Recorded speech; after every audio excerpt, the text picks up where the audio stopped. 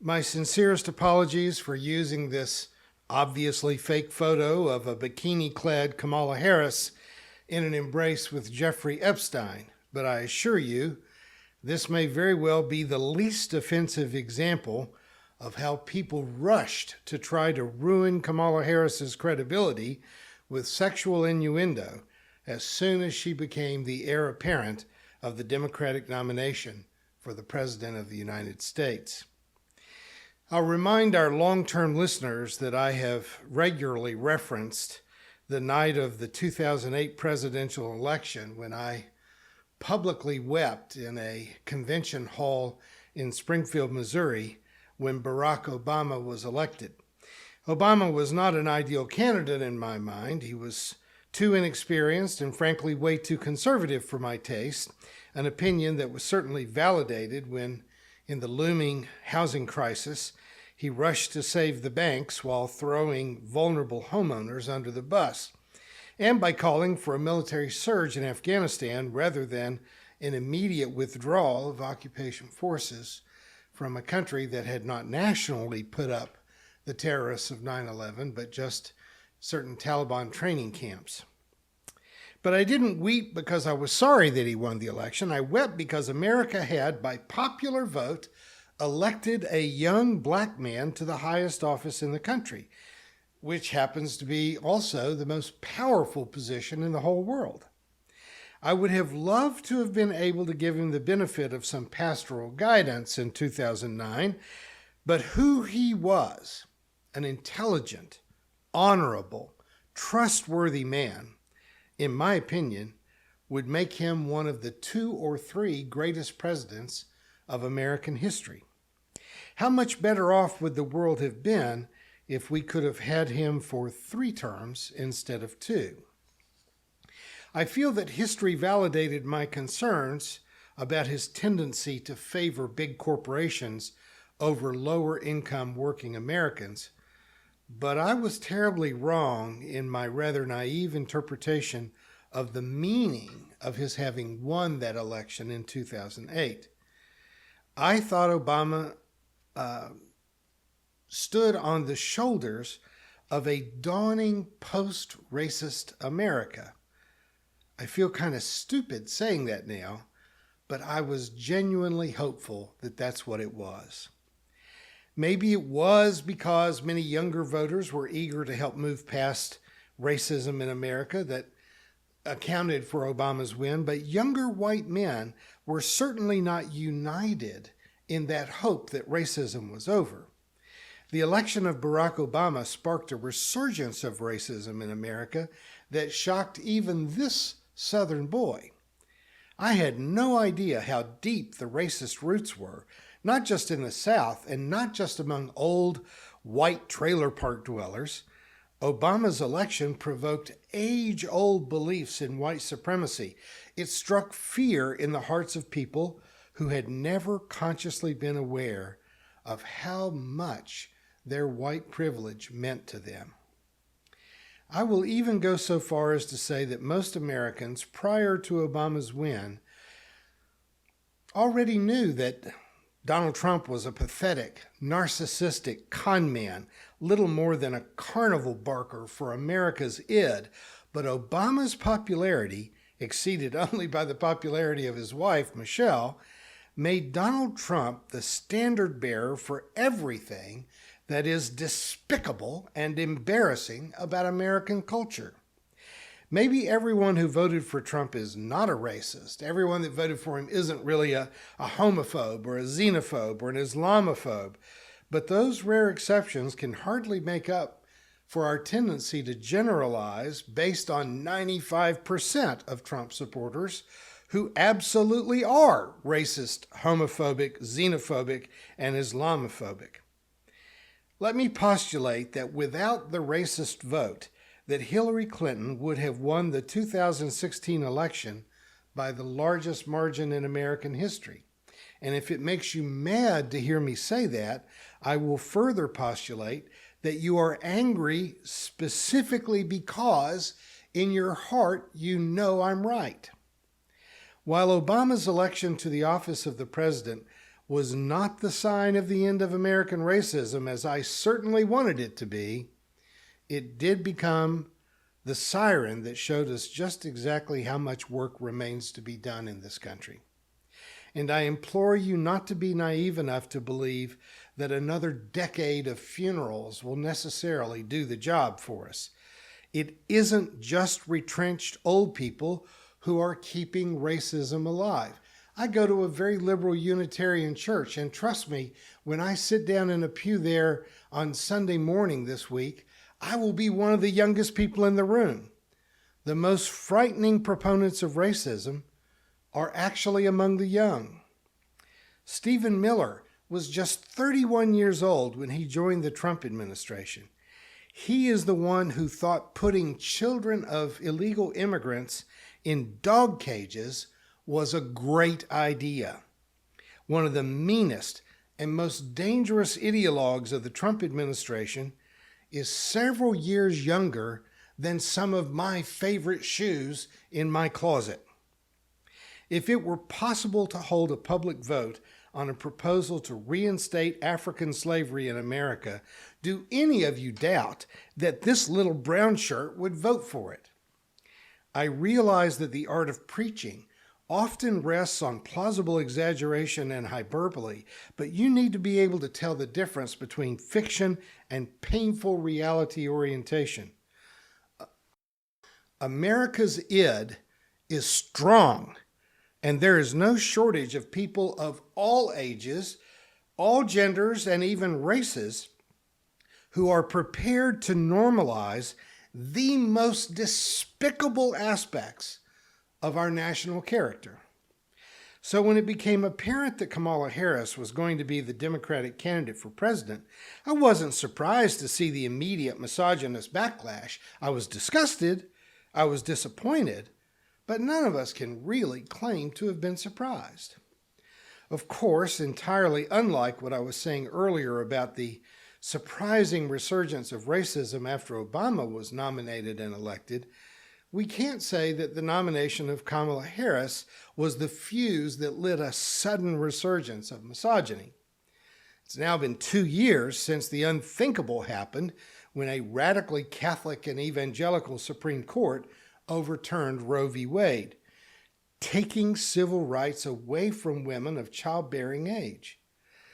Not since the days of slavery have we seen a court that would take away civil rights and literally give control of women's health care to right-wing men who have no medical training.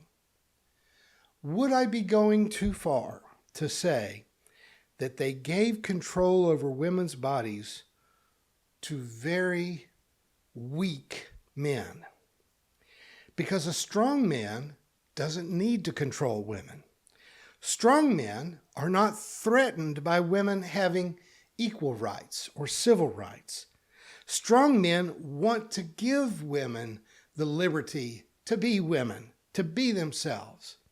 It is frightened men, weak men, insecure men who are possibly not even certain of their own masculinity, who have a need to kill, to abuse, to be violent with, or to control strong women. Just yesterday, I was in Qatar, and walking through the airport in the downtown area of Doha, when I see women covered either almost entirely or entirely with just a little peephole in their face coverings, I just don't have very charitable feelings toward Islam. The need to hide women, to disguise and cover up their femininity, that's not respect for women. That's not protecting women, is it? Isn't that fear? Maybe I shouldn't say things that promote anti-Muslim sentiments, but we have all seen these pictures that show Iranian women in the 1970s enjoying time on the beach in bikinis, and Iranian women dressed in short dresses with hair and makeup. And then there was the Islamic Revolution. Please forgive me if this is too strong, but there is way too much misogyny in organized religion, in Catholicism and fundamentalism, as well as in Hinduism, Judaism, and Buddhism. But Islam looks to me like a religion for really weak men. Men who love women, desire women, but who are terrified of them at the same time. All organized religions are in desperate need of modernization and moral reforms. But Islam, I'm afraid, is marching itself right up to the cliff of extinction by insisting on marginalizing the women whose genius and industry their countries desperately need. I'm going to have more to say about this in a couple of weeks, but I will tell you honestly, it isn't that I hate Islam. It is that I am sad for Muslims who fall into this absurd fear of women taking their rightful leadership roles in the world. The Taliban in Afghanistan have just made it illegal for women's voices to be heard in public. It is now illegal for Afghan women to sing or to be heard reading aloud. That's not faith. That's fear. The Taliban defend their ruling, saying that the voice of women is bewitching. Now, I'll admit, I've been bewitched by more than one woman in my lifetime, but I don't think I can blame the women for the fact that I was bewitched. I'm pretty sure that's on me. I don't think that Muhammad was afraid of women. In fact, for his time in his world, the prophet was a liberating force for women. In the most part, I can think of some exceptions, but for the most part, Islam, when it was founded, was progressive. It was a religion that gave rights and liberties to women. But Islam today, in Saudi Arabia, in Iran, and Afghanistan, this is not Muhammad's faith. This is irrational fear of women on the part of weak men. So Kamala doesn't get the blame or the credit for the fearful reactions of weak men in the face of her candidacy. It was going on before her name became known to us, but boy, you sure can't miss it now. I live in Florida, which is not, I'm sorry to say, the Mensa Club capital of the world. I am surrounded by grumpy old Trump supporters, many of whom couldn't wait to suggest to me that Kamala should be portrayed wearing knee pads because, they insist, she climbed the political ladder by randomly giving out sexual favors, something that Donald Trump likes to imply all the time, that it was because she had sex with powerful men, not because, like him, she was born into privilege and inherited millions and millions of dollars to get a start in life. The hypocrisy should be obvious, but I'm going to spell it out anyway. I have no idea who Kamala dated before she was married, and furthermore, I have no interest in knowing anything about her intimate history, because whatever it isn't any of my business, just like it isn't any of your business. But the implication that she's morally bankrupt because she was probably not a virgin when she got married to Doug Emhoff when she was 49 years old, that is nothing short of idiotic and pathetic. There have certainly been times when we expected male politicians to show some sexual discretion, and more than one career has gone up in flames when it became publicly known just how rapacious their libidinal appetites had been. But in the era of Donald Trump, sexual infidelities have apparently become more of a badge of honor than political liability. Trump's history of friendship with the famous child molester Jeffrey Epstein, and Trump's visits to his fantasy island, his comments about wishing that he could date his daughter, the disgusting bragging about sexual assault on Access Hollywood, along with the rape trials and assault charges. Listen, folks, drunk frat boys in the 1960s showed more circumspection than Donald Trump showed into his 50s and 60s and 70s. Still, he has the temerity to cast aspersions on Kamala Harris, who is class and character personified compared to Trump. Republicans now seem to be comfortable with the middle school assumption that sexual conquest is something that men brag about and the same sexual encounters are a source of shame for women. None of us should be so primitive that we would give such hypocrisy the slightest bit of credibility. But even progressive talking heads on MSNBC just said without hesitation or qualification that as soon as Kamala was the heir apparent and they started talking about who her vice president running mate would be, they just said, naked-faced, right out of their mouths, that they all knew that she had to pick a white man. In my opinion, and I think you know I'm right, that saying that just is a form of oblation to the residual racism and misogyny of the American voting public. Now, I like Tim Walz. I hadn't heard of him before she picked him, but I like him a lot. He seems like a great guy. But his selection loses some shine for me just knowing that Kamala had been told not to even consider asking a woman or a gay man or a person of color to be her running mate. As a woman of color, if she is successful in her bid for the presidency, she is breaking through some very tough barriers.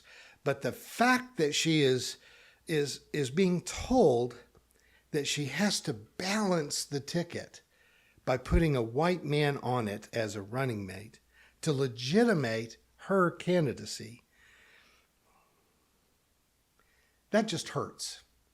That just defies the progress that we want to believe is taking place in the fact that Kamala is very likely to become the first woman president of the United States. But let's be honest, equality of the genders never has been predicated on sameness. When we ask if America is ready for a woman president, my goodness, men and women are equal in value, of course. Probably equal in intelligence if women aren't, on average, a bit smarter. But we can make some observations about the factual differences that do exist between men and women. Women tend to be shorter, which one Republican congressman commented on right after the debate, suggesting that Trump had won the debate because he looked like a president. He was over 6 feet tall, and she was much shorter. Men tend to be physically stronger than women. It is also true that virtually all mass shootings are committed by men. Almost all terrorists around the world are men. Men are much more likely to be criminals, with 13 men in prison for every incarcerated woman. Men committed more than 80% of the violent crimes in the United States last year. So sure, there's some obvious differences between men and women, but I find it actually to be a bit odd that being male is not seen as being more of a liability in public elections. We cannot overstate the importance of the fact that Kamala Harris may well break this gender barrier for the highest office in America, while simultaneously becoming the first woman of color to be president. Now, other nations have elected women as heads of state decades and decades ago, 80 years ago. We remember the famous leadership of Indira Gandhi of India, Golda Meir of Israel, and Isabel Perón of Argentina, who came to office in the 60s and 70s. While many nations have elected women head of state since then, I have to notice that it's been fairly rare for a nation to elect a second and third woman to their highest office. Notable exceptions being Great Britain and Iceland. Women were not even allowed to apply to go to most medical or law schools within my lifetime. But now women make up the majority in both law schools and medical schools. In fact, they seem generally to be excelling academically beyond their male peers. But while the struggle for equal rights has seen notable success in recent decades, Breaking into politics has been a tough slog. Women make up more than half of our population, but in the Senate, they hold only 1/4 of the seats. And women occupy the governor's office in only 12 states. So, as a thought exercise, I'd just like to ask you, do you believe that America would have national health care, would have sensible gun laws, would have stronger environmental protections right now if we had a majority of women in the Congress and the Senate? I know what I believe, but really, what do you believe?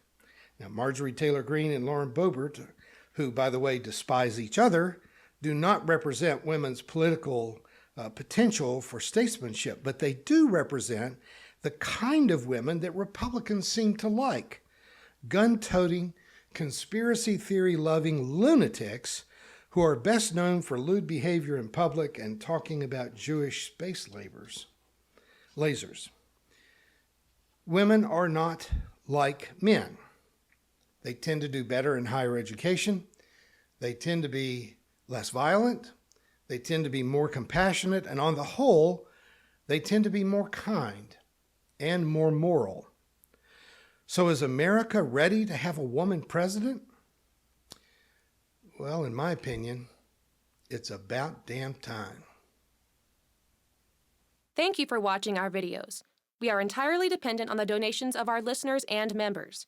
We hope that you find this content to be important enough to help us to keep offering these videos to the public at no charge by becoming a regular contributor. Please click on the donate button on our website at www.spfccc.org. Thank you for your support of progressive religious programming.